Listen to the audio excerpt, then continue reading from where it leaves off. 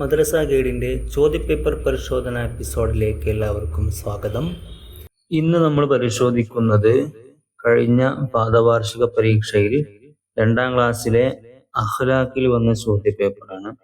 നമുക്ക് ഓരോന്ന് വിശദമായിട്ട് പരിശോധിച്ച് നോക്കാം. ആദ്യമായിട്ട് വന്ന ചോദ്യം യോജിച്ചവ ചേർക്കാം എന്ന ചോദ്യമായിരുന്നു.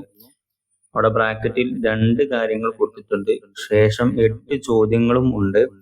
ആ ബ്രാക്കറ്റിലെ 2 കാര്യങ്ങൾ 8 ചോദ്യങ്ങളോട് യോജിച്ചത് ഏതാണോ അത് എഴുതി കൊടുക്കുകയാണ് വേണ്ടത്.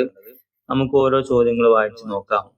ഒന്നാമത്തെ ചോദ്യം, പള്ളിയിൽ നിസ്കരിക്കാൻ പോകുന്നു. ബ്രാക്കറ്റിലുള്ളത് മാതാവ്, പിതാവ് എന്നീ 2 കാര്യങ്ങൾ മാത്രമാണ്. അപ്പൊ പള്ളിയിൽ നിസ്കരിക്കാൻ പോകലാരാണ്? മാതാവാണോ പിതാവാണോ പോകാറുള്ളത്? പിതാവാണ് അല്ലെ. അപ്പൊ പിതാവ് എന്നാണ് എഴുതി കൊടുക്കേണ്ടത്. രണ്ടാമത്തെ ചോദ്യം, നമ്മുടെ വസ്ത്രങ്ങൾ അലക്കി തരുന്നു. അതാരാണ്? നമ്മുടെ വസ്ത്രങ്ങളൊക്കെ അലക്കി തരാറുള്ളത് മാതാവാണ് അല്ലെ. അപ്പൊ മാതാവ് എന്ന് എഴുതി കൊടുക്കണം. മൂന്നാമത്തെ ചോദ്യം, വേദനിച്ചു പ്രസവിച്ചു. ആരാണ് നമ്മളെ പ്രസവിച്ചത്? പിതാവാണോ മാതാവാണോ? മാതാവാണ് അല്ലെ. അപ്പൊ മാതാവ് എന്ന് എഴുതി കൊടുക്കണം. നാലാമത്തെ ചോദ്യം, 10 മാസത്തോളം ഗർഭം ധരിച്ചു. അതാരാണ്? മാതാവാണ് അല്ലെ. അപ്പം മാതാവ് എന്ന് എഴുതി കൊടുക്കുക. പിന്നെ 5ാമത്തെ ചോദ്യം, ജോലി ചെയ്തു പണം കണ്ടെത്തുന്നു. അതാരാണ്? പിതാവാണ് അല്ലെ. അപ്പൊ പിതാവ് എന്നാണ് എഴുതി കൊടുക്കേണ്ടത്.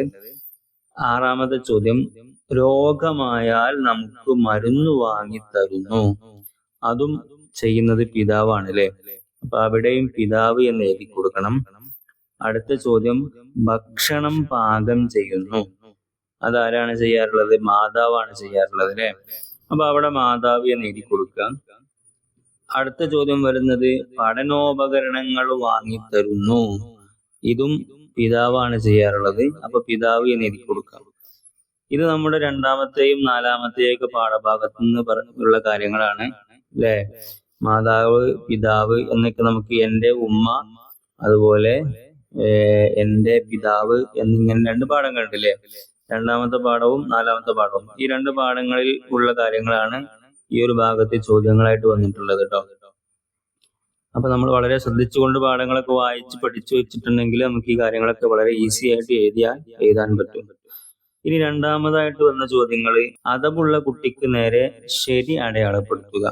അപ്പൊ താഴെ കുറച്ച് കാര്യങ്ങൾ ഇങ്ങനെ പറയുന്നുണ്ട്. അവയിൽ അദബുള്ള കുട്ടിയുടെ സ്വഭാവം ഏതാണോ അതിന്റെ നേരെ ശരി അടയാളപ്പെടുത്തുക, അല്ലാത്തതിന്റെ നേരെ തെറ്റും അടയാളപ്പെടുത്തുക.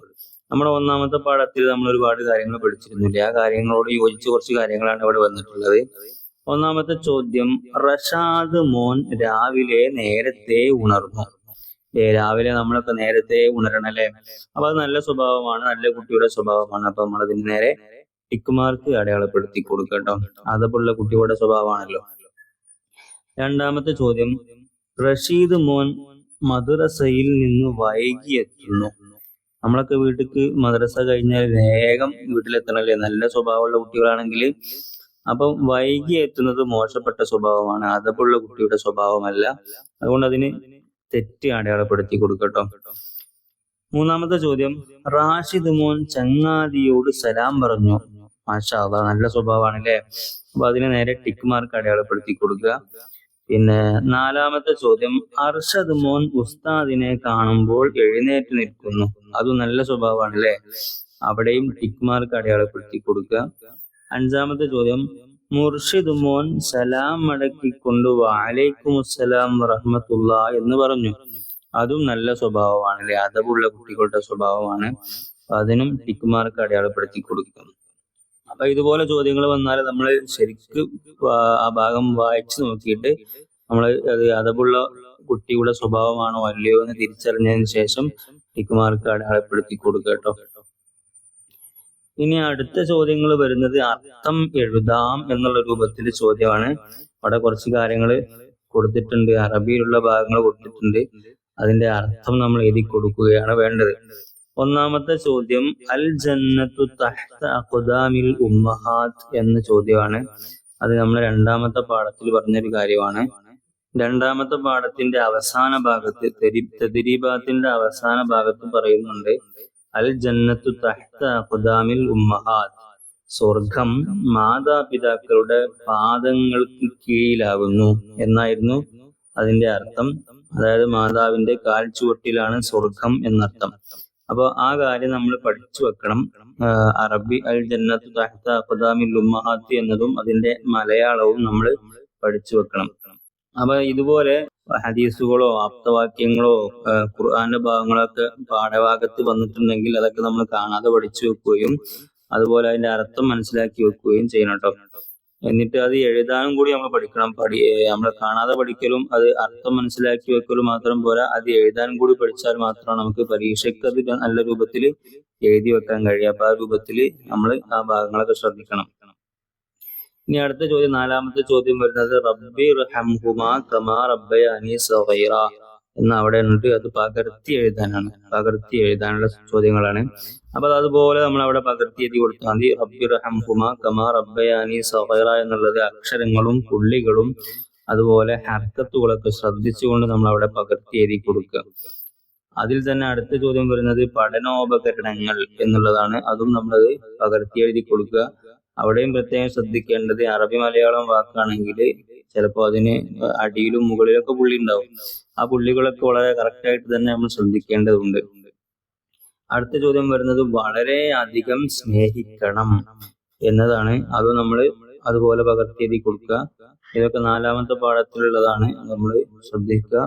പഠിക്കുന്ന സമയത്ത് തന്നെ ഇത്തരം കാര്യങ്ങളൊക്കെ നമ്മൾ ഒന്ന് എഴുതി പരിശീലിച്ചാൽ ഈ ചോദ്യങ്ങളൊക്കെ വളരെ ഈസി ആയിട്ട് നമുക്ക് എഴുതിയെടുക്കാൻ പറ്റും. ഇനി അടുത്തത് അഞ്ചാമത്തെ ചോദ്യം വരുന്നത് വ്യക്തമാക്കാം എന്ന ചോദ്യമാണ്. അതിൽ ഒന്നാമത്തെ ചോദ്യം ഇമാം നബവി റഹിമഹുമുള്ളയുടെ പേര് എന്തായിരുന്നു എന്നാണ്. നമ്മൾ മൂന്നാമത്തെ പാഠത്തിൽ തുടക്കത്തിൽ തന്നെ പറയുന്നുണ്ടല്ലേ, എന്തായിരുന്നു? യഹ്യ ബിനു ഷറഫ് എന്നൊരു കുട്ടിയെ കുറിച്ചാണ് നമ്മൾ പാഠത്തിൽ പറഞ്ഞു തുടങ്ങിയിരുന്നത്. ആ കുട്ടിയെ കുറിച്ച് പിന്നെ ഒരുപാട് കാര്യങ്ങൾ പറഞ്ഞില്ലേ. അപ്പം അത് അങ്ങോട്ട് അവസാനം പറയുന്നുണ്ട് ആ ആള് ഇമാം നബി ആയിരുന്നു എന്ന് പറയുന്നുണ്ടല്ലേ. അപ്പൊ എന്തായിരുന്നു പേര്? യഹ്യ ബിനു ഷറഫ് എന്നാണ് ഇമാം നബി റഹിമഹുമുള്ള എന്നവരുടെ പേരിട്ടോ. അതിൽ രണ്ടാമത്തെ ചോദ്യം, ഈ ലോകത്ത് ഞാൻ ഏറ്റവും കൂടുതൽ അടുപ്പം കാണിക്കേണ്ടത് ആരോടാണ്? ഇത് നബി സല്ലല്ലാഹു അലൈഹി വസല്ലമ പറഞ്ഞ മറുപടി എന്താണ്? അത് നമ്മൾ രണ്ടാമത്തെ പാഠത്തിൽ പറയുന്നതാണ്. എന്തായിരുന്നു നബി സല്ലല്ലാഹു അലൈഹി വസല്ലം അതിന് പറഞ്ഞ ഉത്തരം? നിന്റെ ഉമ്മയോട് എന്നാലേ. രണ്ടാമത്തെ പാഠം ആദ്യ ഭാഗത്ത് തന്നെയാണ് അത് പറയുന്നത് കേട്ടോ. ഇനി അടുത്ത ചോദ്യം വരുന്നത് ഉത്തരം എഴുതാം എന്നതാണ്. എങ്ങനെയാണ് ഉത്തരം എഴുതേണ്ടത്? ഇമാം നബി റളിയല്ലാഹു അൻഹയുടെ കഥ അതിനെ അടിസ്ഥാനമാക്കിയാണ് ഉത്തരം എഴുതേണ്ടത്.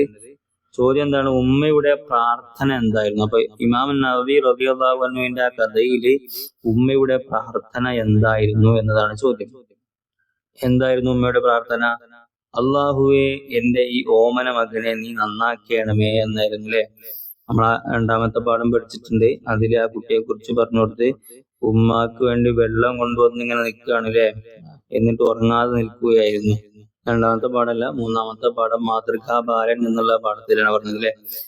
പെട്ടെന്ന് ഉമ്മ ഉണർന്ന സമയത്ത് അല്ലെ മകന് വേണ്ടി ദുആ ചെയ്ത് കൊടുക്കുന്ന സംഭവമൊക്കെ അവിടെ ഉണ്ട്. അതൊക്കെ നമ്മൾ മനസ്സിലാക്കി വെക്കണം. അതുപോലെ അടുത്ത ചോദ്യം ആ പാഠത്തിൽ നിന്ന് തന്നെയാണ്. വെള്ളവുമായി നിൽക്കുകയായിരുന്ന മകനെ കണ്ടപ്പോൾ ഉമ്മ ചോദിച്ചതെന്താണ്? അത് തന്നെയാണ് നമ്മളിപ്പോ പറഞ്ഞത്. ഉമ്മ പെട്ടെന്ന് പാതിരാത്രിയിൽ ഉമ്മ ഉണർന്നപ്പോ വെള്ളവുമായിട്ട് ഇങ്ങനെ നിൽക്കുകയാണ് അല്ലെ. അപ്പം എന്താണ് ഉമ്മ ചോദിച്ചത്? മകനെ നീ ഇതുവരെ ഉറങ്ങാതെ നിൽക്കുകയായിരുന്നോ എന്നാണ് ചോദിച്ചല്ലേ.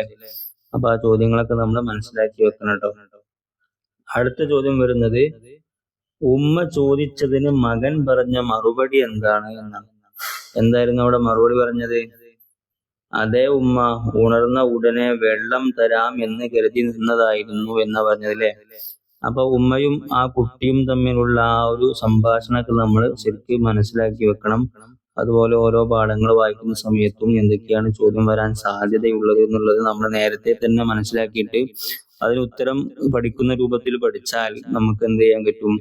എല്ലാ ചോദ്യങ്ങളും വളരെ ഈസി ആയിരിക്കും. അപ്പൊ ഈ ഒരു സാധനം, ഈ ഒരു നിങ്ങൾ കണ്ട ചോദ്യപേപ്പർ കഴിഞ്ഞ വർഷം വന്ന ചോദ്യപേപ്പറാണ്. ഇത് നമുക്ക് ഇതുപോലെയാണ് ചോദ്യങ്ങൾ വരിക എന്ന് മനസ്സിലാക്കാൻ വേണ്ടിയാണ് നമ്മൾ ഇത് കാര്യങ്ങൾ ചെയ്യുന്നത്. അപ്പം ഇത് വളരെ കൃത്യമായിട്ട് നിങ്ങൾ കാണുകയും അത് മനസ്സിലാക്കി വെക്കുകയും ചെയ്താൽ നിങ്ങൾക്ക് നല്ല രൂപത്തിൽ. നിങ്ങൾക്ക് നല്ല രൂപത്തിൽ പരീക്ഷ എഴുതാൻ കഴിയും. എല്ലാവർക്കും നല്ല രൂപത്തിൽ പരീക്ഷ എഴുതാൻ കഴിയട്ടെ എന്ന് ദുആ ചെയ്യുന്നു. എല്ലാവർക്കും വിജയാശംസകൾ നേരുന്നു. പിന്നെ ഒരുപാട് വർഷങ്ങളിലെ ചോദ്യപേപ്പറുകൾ നമ്മുടെ വീഡിയോയുടെ താഴെ ഡിസ്ക്രിപ്ഷനിൽ നോക്കിയാൽ നിങ്ങൾക്ക് കിട്ടും. അതൊക്കെ ഉപയോഗപ്പെടുത്തിക്കൊണ്ട് നല്ലപോലെ പഠിക്കുക ഇൻഷാ അല്ലാഹ്.